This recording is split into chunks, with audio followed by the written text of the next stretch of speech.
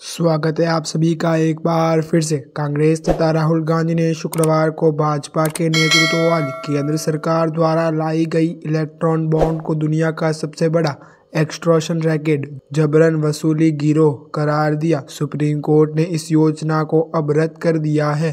ठाणे में उन्होंने संवाददाता सम्मेलन में आरोप लगाया कि योजना के माध्यम से एकत्र किए गए धन का इस्तेमाल राजनीतिक दलों को तोड़ने और विपक्षी सरकार को गिराने के लिए किया गया था।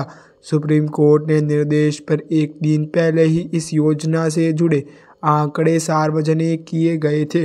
राहुल गांधी ने कहा कि कुछ दिन पहले इलेक्ट्रॉन बॉन्ड की सच्चाई देश को दिखाई है। यह कंपनियों से हफ्ता लेने का तरीका है, कंपनियों से कॉन्ट्रैक्ट लेने का तरीका है। इसमें सेल कंपनी है, इसमें सीबीआई और ईडी से दबाव डालकर पैसा लिया जा रहा है। कंपनी पर केस होता है तो ठीक थोड़े दिन बाद बीजेपी को संबंधित कंपनी से पैसा मिलता है और हजारों करोड़ों रुपए का कॉन्ट्रैक्ट मिलता है।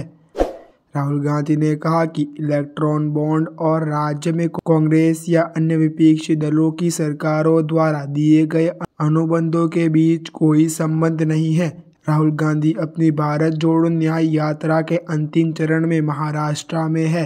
राहुल गांधी ने कहा कि महाराष्ट्र में जो दो अलग अलग पार्टियों के दो अलग अलग टुकड़े किए, इसका पैसा कहाँ से आ रहा है? यह यहीं से आ रहा है।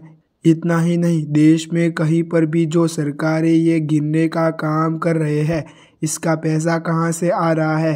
पैसा इलेक्ट्रॉन बॉन्ड के जरिए ही बीजेपी के पास आ रहा है। इन्होंने कहा कि जितनी भी जांच एजेंसी है, अब सभी के बीजेपी के हथियार है।